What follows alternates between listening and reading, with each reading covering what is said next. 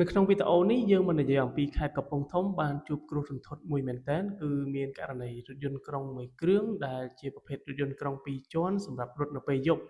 ហើយវាជាប្រភេទរថយន្តក្រុងសម្រាប់គេងផងដែរ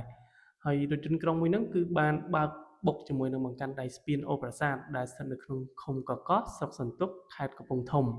បន្ទាប់ពីបានបើកបុកជាមួយនឹងបង្កាន់ដៃស្ពានហើយគឺរថយន្តក្រុងមួយហ្នឹងបានធ្លាក់ចូលទៅក្នុងទឹកទម្រាំតែមានមនុស្សមកជួយគឺមានករណីស្លាប់យ៉ាងរង្គាលនៅក្នុងនោះគឺមានអ្នកស្លាប់រហូតដល់13នាក់ហើយនឹងរងរបួសរហូតដល់24នាក់រថយន្តក្រុងមួយហ្នឹងគឺបានបើកបុកនៅវេលាម៉ោង2យប់ឈានចូលថ្ងៃទី20ខែវិច្ឆិកាឆ្នាំ2025ហ្នឹង